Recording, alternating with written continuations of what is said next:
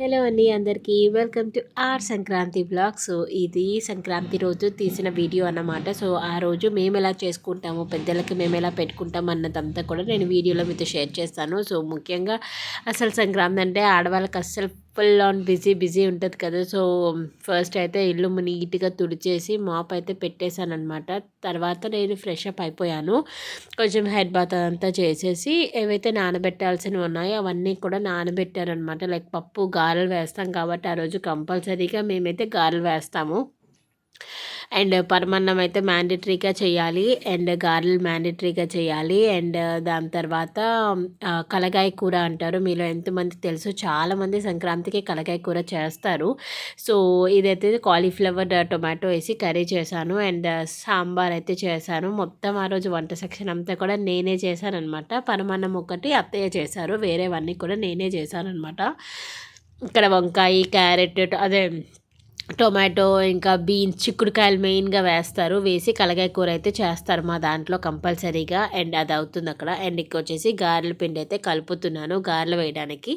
So మా అత్తయ్యకి గారెలు వేయడం రాదనమాట. నార్మల్గా అంటే హోల్ వేస్తారు కదా, సో అట్లా పెట్టడం రాదు. జనరల్గా వేసేస్తూ ఉంటారు బోండాల్లాగా. బట్ గారెల్లాగా వేస్తే బాగుంటుంది కదా అన్నట్టుగా నాకు కూడా చేతితో రాదు. బట్ నేనేంటంటే ఆ స్ట్రైనర్ తోటి కన్నం పెట్టి వేస్తాను.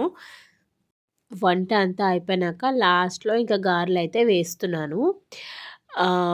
మా అత్తయ్యని కూడా వీడియోలో మీతో షేర్ చేస్తానండి, చూపిస్తాను.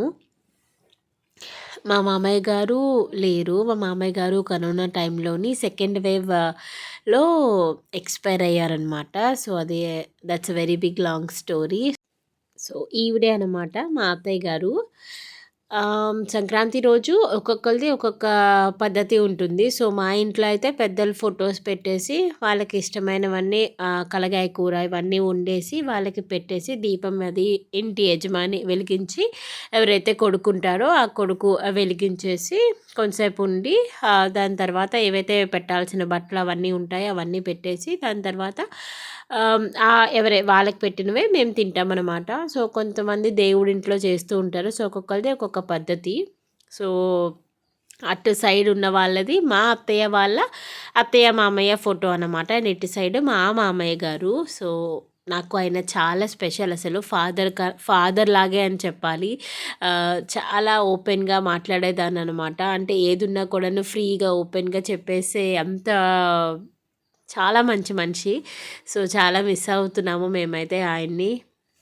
సో ఇంకా ఆ రోజు 2:36కి పెట్టాలి అని చెప్పేసి టైమింగ్ ఉంది కదా. సో అందుకని అంతవరకు వెయిట్ చేసాము. అంతవరకు మేము కూడా ఏమీ తీసుకోలేదు. నేను కానీ మా హస్బెండ్ కానీ మా అత్తయ్య కానీ ఎవరు ఏం తీసుకోలేదు. దాని తర్వాత ఇప్పుడు ఆ టైంకి ఇంకా చేసినవన్నీ కూడాను వడ్డిస్తున్నాను అనమాట ఇస్తరాకుల్లోని. సో నేను చెప్పాను కదా ఆల్రెడీ ఏమేమి చేశానో. పరమాన్నం, గారెలు, అండ్ అలానే ఏవో బియ్యపిండి అట్లా ఏవో చేస్తారనమాట మా అత్తయ్య, కంపల్సరీగా పెట్టాలి అని చెప్పేసి. సో అవి తప్ప వేరేవన్నీ నేనే చేశానండి. కాలీఫ్లవర్ టొమాటో కర్రీ వేసి చేశాను. అండ్ తర్వాత కలగాయ కూర, రైస్, ఇంకా సాంబార్. అండ్ బాగా వచ్చాయి అన్నీ కూడా.